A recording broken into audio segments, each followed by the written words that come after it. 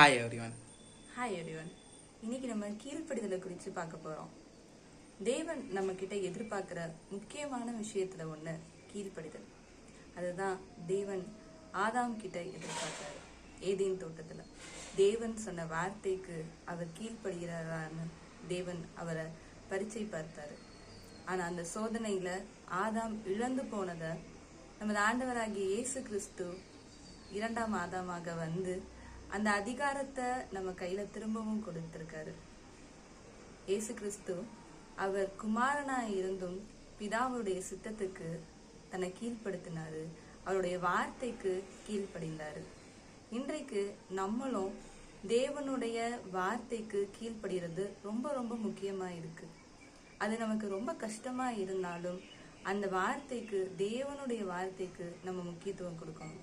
மனுஷனை பார்க்கறது இல்லை, தேவனை பார்த்து நம்ம முன்னேறி செல்லணும். சூழ்நிலை எப்படியா இருந்தாலும் நம்ம கீழ்ப்படியணும். தேவன் இஸ்ரவேல் ஜனங்கள்கிட்ட கீழ்ப்படிதலை எதிர்பார்த்தாரு. அவங்க கிட்ட தேவன் சொன்னது ஒரு 10 கட்டளைகளை கொடுத்து, இதை மட்டும் நீங்க கை கொள்ளுங்க. இந்த 10 கட்டளைகளை நீங்க கை கொண்டா போதும், என்னோடு கூடிய உங்களுக்கு இருக்கிற உறவு என்னாலும் நீடித்திருக்கணும். ஆனா இஸ்ரவேல் ஜனங்கள் அந்த கட்டளைகளுக்கு கீழ்ப்படியாம தன்னுடைய சுய விருப்பத்தின்படி செய்து தேவனை விட்டு விலகினாங்க. ஸோ கீழ்ப்படிதலுங்கிறது வாழ்க்கைக்கு மிகவும் அவசியமான ஒன்று. கீழ்ப்படிதல், அன்பு, இது ரெண்டும் தான் நம்மளை தேவன் கிட்ட கொண்டு போய் சேர்க்கும். பலியை பார்க்கிலும் கீழ்ப்படிதல் தான் ரொம்ப முக்கியம்னு வேதம் சொல்லுது. ஆமாங்க, கீழ்ப்படிதல். பெற்றோருக்கு பிள்ளைகள் நிச்சயமா கீழ்ப்பட்டி தான் ஆகணும்.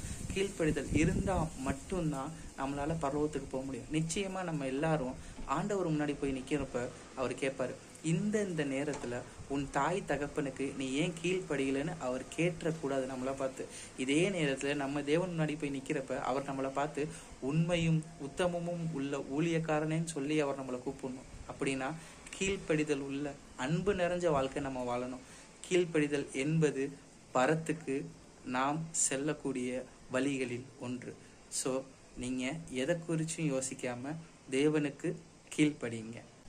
தேவனுடைய வார்த்தைக்கு நீங்க கீழ்ப்படியும் பொழுது நீங்க எல்லாவற்றிலும் கீழ்ப்படிதல் உள்ளவர்களா இருப்பீங்க.